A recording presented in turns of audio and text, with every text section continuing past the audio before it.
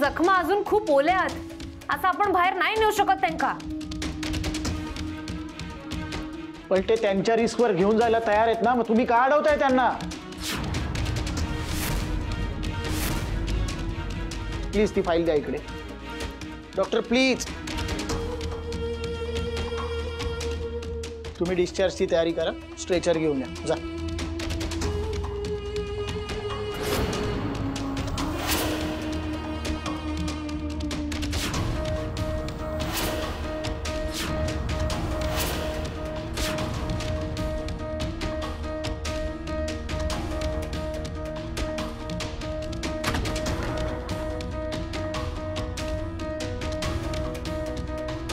रुपाली, ही शेवटची संधी आहे तुझ्याकडे. बोल प्लीज.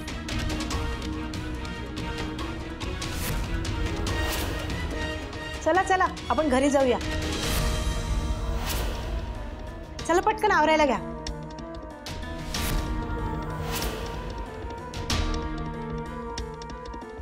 या पेशंटला शिफ्ट करा प्लीज.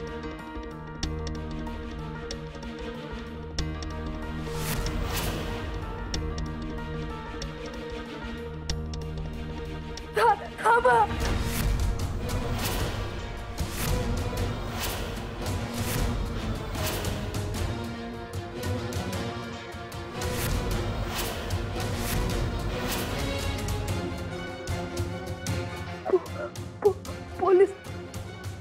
पोलिसांना बोलवा.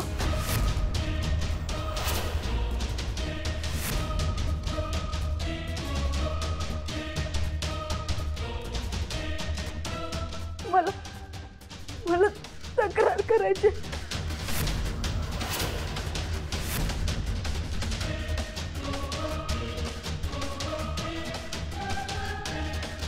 वेट लागले का तुला? चल इथून आपल्याला जायचंय. दूर व्हा, दूर व्हा.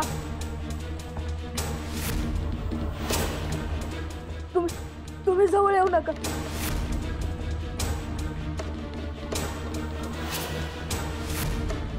मी अपघाताने नाही, माझ्या नवऱ्याने आणि सासू सासऱ्याने मला जाळलंय.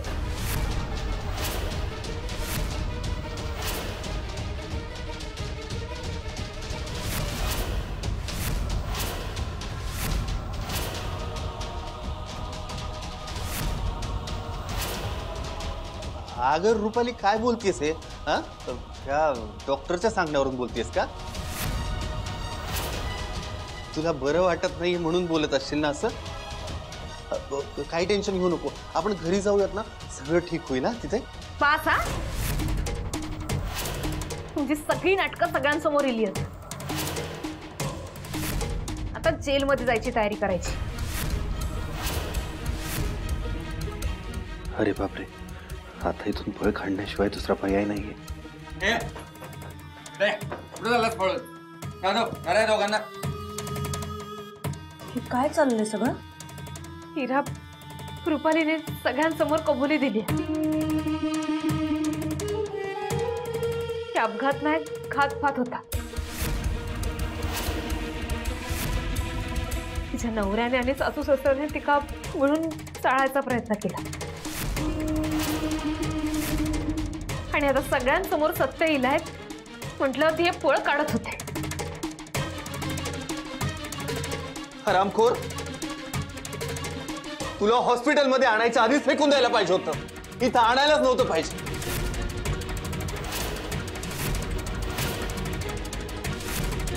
सांग ना सगळ्यांना ओरडून तू पांढऱ्या पायाचीच म्हणून. अगं तुझ्यासारख्या बाईला तर मारून टाकायलाच पाहिजे.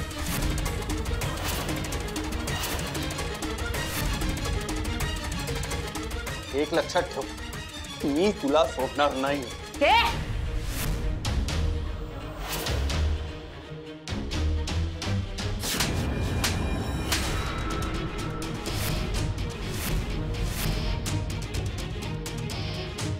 लाज नाही वाटत? अरे तुका जन्म देणारी एक स्त्रीच होती आणि तुझी बायको पण एक स्त्रीच आहे.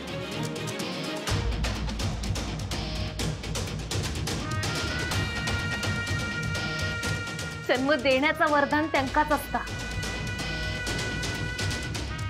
पण मृत्यू देण्याचा अधिकार ना देवाक असता. आणि देव कधीच अन्यायाचा विजय होऊ देत नाही. रुपालीवर अत्याचार केलात,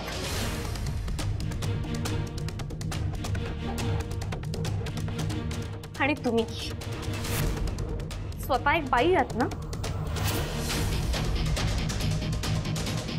एक बाई असून दुसऱ्या बाईच्या जीवावर कशा उठू शकता तुम्ही?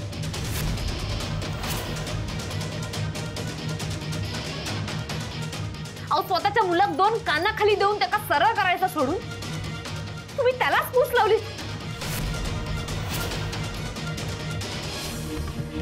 त्या सगळ्या गोष्टींची परतफेड ना याच जन्मात करायची आहे तुमका.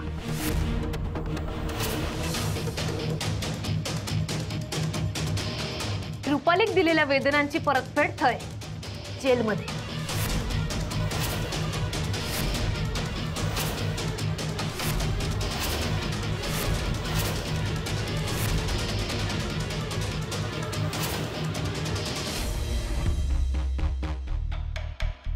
रमाकांत भाऊजी, हा जा. शुभंकरचं केबिन माहिती आहे ना तुम्हाला? हा जा. जा मग म्हणजे तुम्ही चला माझ्या वांगडा. मी कशाला पाहिजे? प्रत्येक वेळेला मी थोडी येणार आहे. हो, मी एकटो खाई जातोय. तुम्ही डिरेक्टली जायचंय शुभंकरला भेटायला. हा ता ठीक आहे, पण काय होईन दादा माका नोकरी देतलो ना. काल जो काही तुम्ही ड्रामा केला ना, त्याच्यानंतर मी परत एकदा शुभंकरशी बोलले. आय थिंक तो तुम्हाला जॉब देईल. वा, म्हणजे माका हे नोकरी मिळतली तर. होईन माका जरा थोडासा ऍडव्हान्स देतास काय? कशाला? माका जरा नवीन कपडे घेऊचे होते. आता कसा हा ना, आता माका हे नोकरी मिळतली म्हणजे लोका माका सर सर म्हणतले ना. म्हणजे त्या व्हाईट कॉलर लोकांसारखा माका मासा टॉप टिप दिसूक होया ना म्हणान.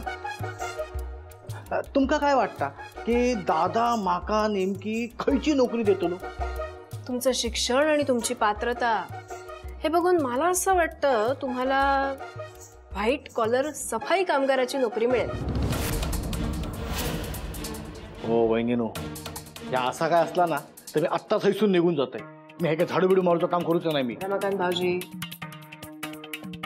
इथे काय काम करायचं ह्याच्यापेक्षा हॉस्पिटलमध्ये तुम्ही जॉब करतायत ना, हे जास्त महत्वाचं आहे.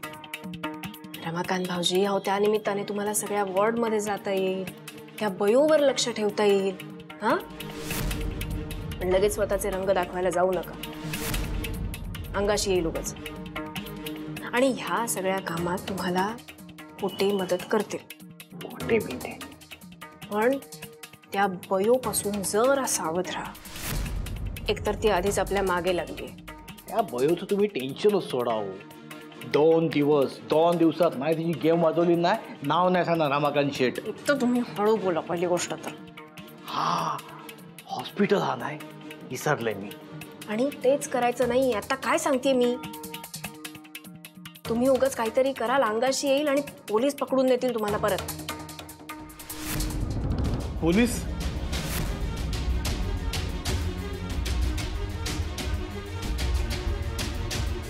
तुम्हाला काय झालंय लपायला? अहो, त्या भाऊल्या नाफी दोघांची नावं पोलिसात सांगितली असती तर. तो काही नाही सांगणार.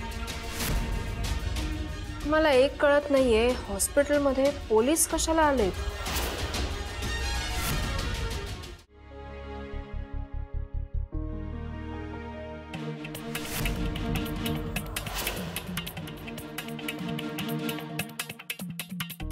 आम्हाला यांची साक्ष घ्यायची.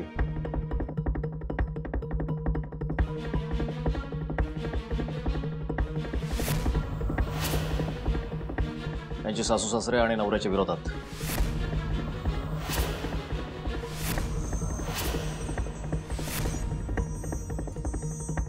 हो साहेब, मी काही नाही केलंय. ही पलटी मारणारी बाई आहे. पण तिला काय विचारताय? आम्हाला विचारा ना. अरे तू बोल ना, काहीतरी सांग ना सगळं.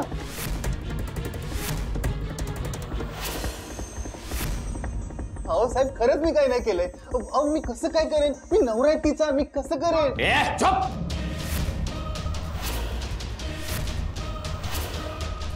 चुप बसायचा. आम्हाला चांगलं ठाऊक आहे काय करायचं ते.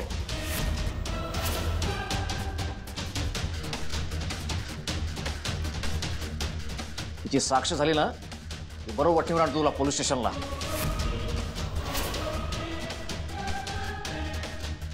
सर, रुपालीची मनस्थिती नाही हा सगळा सांगायची. तुम्ही डॉक्टरांका विचारा ना. हो सर, रुपालीच्या बाबतीत जे काही घडलंय ते फिजिकली तर पेनफुल आहेच आहे, पण त्यांची मानसिक स्थिती सुद्धा ठीक नाहीये. सर, तुमका एक विनंती करायची होती. तुम्ही काही काळाने म्हणजेच रुपाली बरी झाल्यावर तिची साक्ष घ्याल काय? कारण झालेला सगळा प्रकार तिकाच माहिती आहे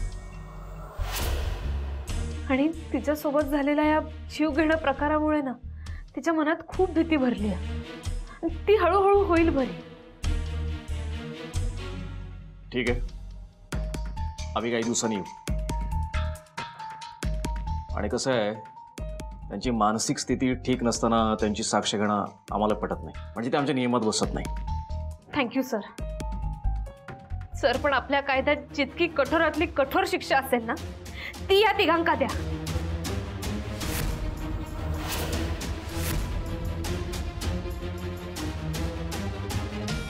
रुपालीचा जीव घेण्याचा प्रयत्न केला यांनी. नाही, पोलीस स्टेशनला यांची उलट तपासणी होणारच आहे. बघतो तिकडे काय करायचं ते. तुम्ही काय बघताय? घेऊन चला तिघांना पण. चला घेऊन चाल. साहेब सोडा आम्हाला, आम्ही काही नाही केलंय. खोटं बोलतीये ती बाई. चल मग, साहेब, चला, ऐका. त्या बाई नाही या. चला चला. डॉक्टर हे तुम्ही. थँक्यू.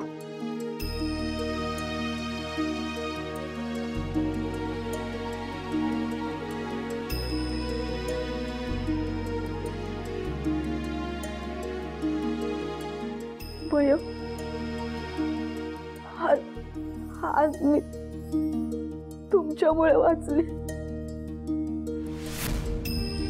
नाही गो, तू तुझं सत्य सगळ्यांसमोर सांगून तुझं आयुष्य वाचवलास.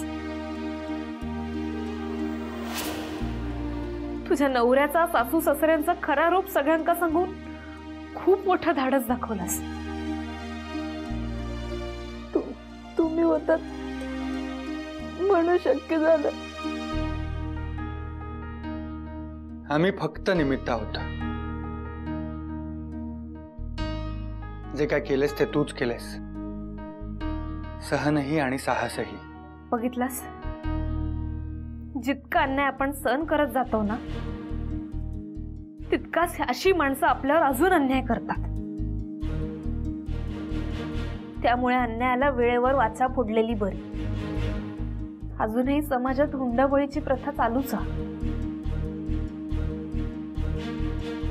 त्याची पद्धत बदलली असतात पण माणसांची वृत्ती आणि प्रथा तीच आहे. लग्नासारख्या गोड गोष्टीचा बाजार करून ठेवला या लोकांनी. खरं तर असं म्हणतात, लग्न झाल्यावर मुलीचं आयुष्य बहरून जातं. पण तुझ्यासारखा सासर जर कोणाक मिळाला ना तर आयुष्याची राख रांगोळी होतात.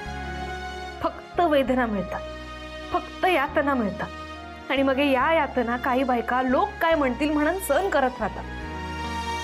आणि तू ज्या परिस्थितीला येलीस ना त्याच परिस्थितीला येतात.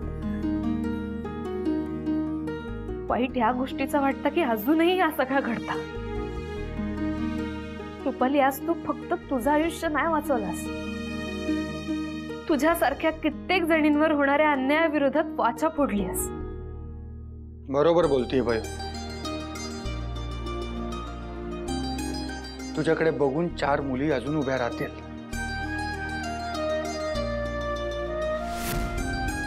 त्यांना फक्त धीर देणारी बयो मिळायला हवी.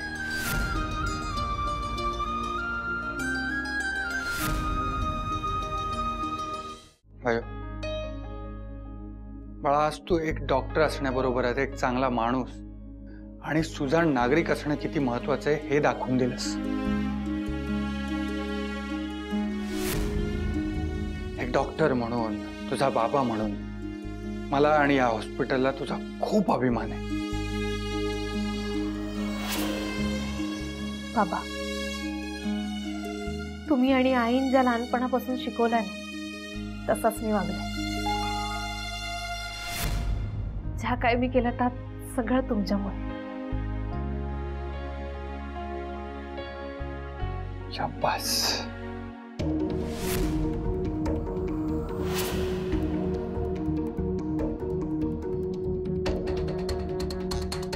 पुन्हा ही बयो बाबांच्या डोळ्यात स्टार झाली. पण फार काळ मी हे टिकू देणार नाही.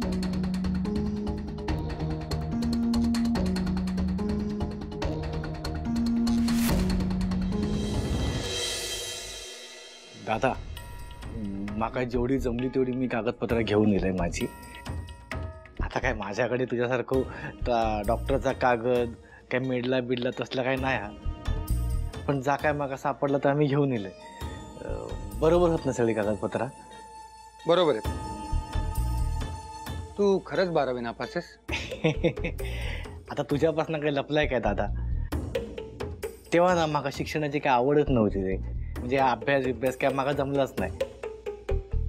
पण आता कसं ना, आता माका कामाची खरंच गरज हा. म्हणून मी प्रयत्न करतोय. दादा, ते नोकरी देताना विचारतात ना, तसे काय तुका प्रश्न विचारूचे असतले ना ते विचार माका. मी प्रयत्न करते त्या सगळ्या प्रश्नांची उत्तर देऊचा. पण माका कामाची खूप गरज आहे रे दादा. माका ना सकाळी उठून आरशात स्वतःचा थोबाड बघूची पण लाज वाटता. मी काय काम करत नाही ना रे. माका काम करूचा आता. तुझ्या हॉस्पिटलमध्ये माझ्यासाठी काय होता तर बघ ना. हे बघ, मी आधी पेपर सबमिट करतो, होईल तुझं काम. दादा, तुझे जाम उपकार झाले होते रे माझ्यावर. जाम उपकार झालेले होते. ते उपकाराचं राहू दे, पण जे काम मिळेल ते मनापासून कर. हो दादा, हो. तू काय काळजी करू नकोस. बाबा, आत येऊ काय? हो, ये गा.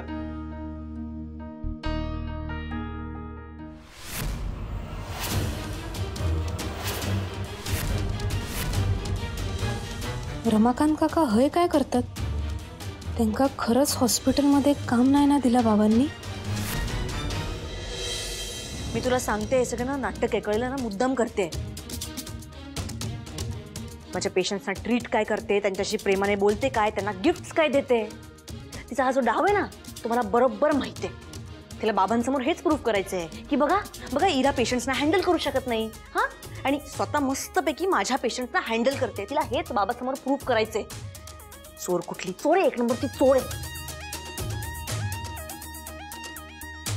गाईस, तुम्हाला माहितीये का आज काय केलं बयोने? काय केलं? आपल्या हॉस्पिटलमध्ये ती बाई ऍडमिट होती ना, तिला न्याय मिळवून दिला आणि तिच्या नवऱ्याला पोलिसांच्या ताब्यात सुद्धा दिला. अरे वा, खूप भारी काम केलंय बयोने. एकदम डेअरिंग बाज आहे बयो. चुप.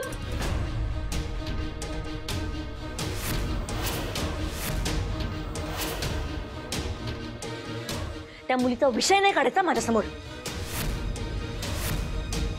बजो बजो बजो. काय तुम्हाला कामं नाही येत? हा, कंप्लेंट करू तुमची? टाइमपास करताय. आत्ताच्या आत्ता इथून निघायचा. निघा, आता निघा. नॉनसेन्स. इरा, काय झालं एवढं? काही चुकीचं वागली नाहीये बयो. एवढी का चिडलीयस तू? काय केलं तुला दिसत नाही अंकिता? हे सगळं मुद्दाम करते. उगाच ना लोकांना न्याय मिळवून द्यायची हौस आहे तिला. नाहीतर काय, अख्ख्या कॉलेजने तिला डोक्यावर घेऊन नाचावं असं वाटतं तिला, म्हणून हे सगळं करते ती. कम ऑन यार, तिने एका व्यक्तीला जस्टिस मिळवून दिलाय. चांगलंच काम केलंय तिने. तिच्या नवऱ्याला जेलमध्ये टाकलंय तिने. अंकिता, ती डॉक्टर आहे, ती एक डिटेक्टिव्ह नाहीये. आणि माझा मुद्दा क्लिअर आहे. जर आपण डॉक्टर आहोत तर पेशंटच्या पर्सनल गोष्टींमध्ये पडायची काय गरज आहे? ए, तिला ना स्टुडंट ऑफ द मंथ बनायचं असेल हा म्हणूनच तर करते ती हे सगळं. अरे हो, माझ्या लक्षातच नाही आलं.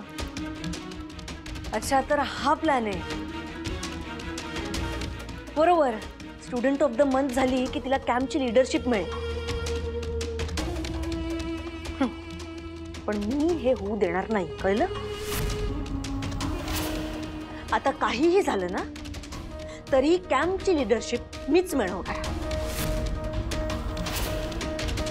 आता बघाच तुम्ही.